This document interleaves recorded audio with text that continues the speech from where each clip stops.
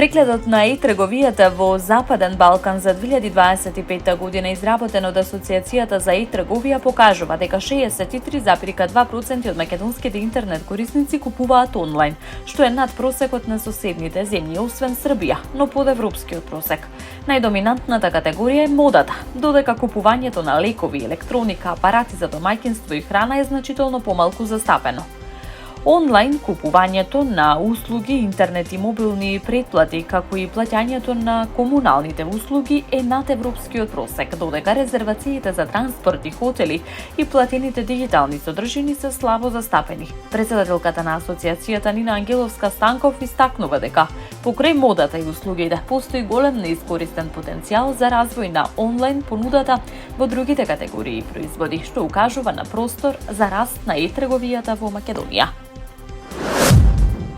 Министерот за здравство Азир Алиу на настан во собранието истакна дека Министерството заедно со Министерството за образование и наука и Министерството за социјална политика, демографија и млади работи на воспоставување семејно ориентиран систем за рана интервенција за деца со развојни доцнења или попреченост.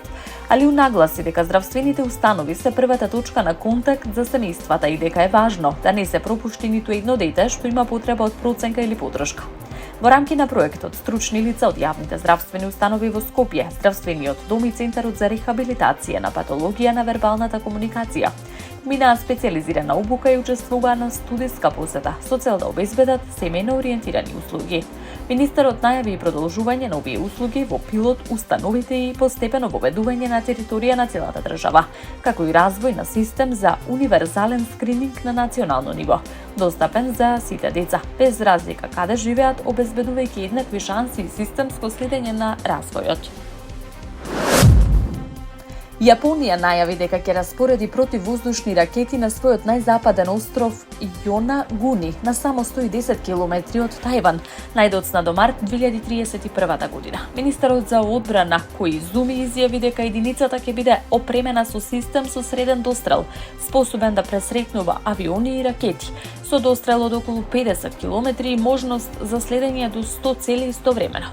Одлуката доаѓа во време на зголемени тензии во Источна Азија со оглед на тоа што Кина го смета Тајван за дел од својата територија и не исклучува употребата на сила. Односите меѓу Јапонија и Кина се влошија и по изјавата на јапонската премиерка Санае Такаичи дека Јапонија би можела да ги активира силите за самоодбрана во случај на напад врз Тајван. Пекинг во последните месеци засили притисок врз Токио преку испраќање воени бродови, ограничување на извозот на ретки метали, намалување на туристичките посети и воведување мерки против јапонските компании. Јонагуни се претвори во важна воена база во изминатата деценија со околу 160 припадници на силите за самоодбрана и планирана единица за електронско војување. Министерот нагласи дека рокот за распоредување на противвоздушните ракети може да се прилагоди, но сегашниот план предвидува имплементација до 2030-2031 година.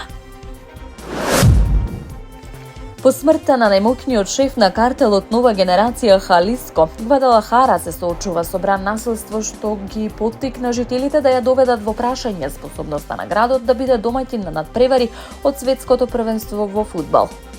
Уго Алехандро Перес, локален жител и собственик на ресторан, изјави дека со тековните проблеми со насилството и инфраструктурата не е време за организирање на меѓународни спортски настани.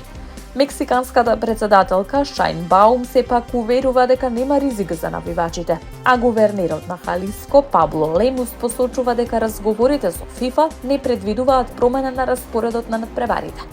Иако стадионот Ацтека во Мексико Сити е подготвен да биде домаќин на првиот надпревар на 11 јуни, Меѓународната федерација, како Португалската фудбалска федерација, внимателно следат ситуацијата поради безбедносните ризици и предизвици во регионот.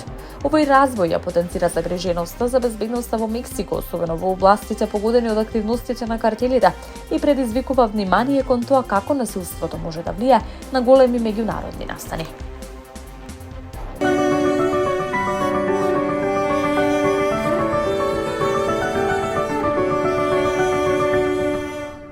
Времето денеска сончево со мала до умерена локална облачност. Ќе дува слаб до умерен наместо долж по Вардаријето повремено засилен ветер од северен правец, особено предпладне. Во Скопје сончево со мала до умерена облачност. Ќе дува слаб до умерен ветер од северен правец. До крајот на оваа и почетокот на следната седмица, нашето подрачје ќе биде во поле на висок воздушен притисок. Времето ќе биде сончево со мала до умерена облачност, освен сабота, кога ќе има зголемена облачност. Од петок по долни котлини ќе има услови за појава на утринска магла.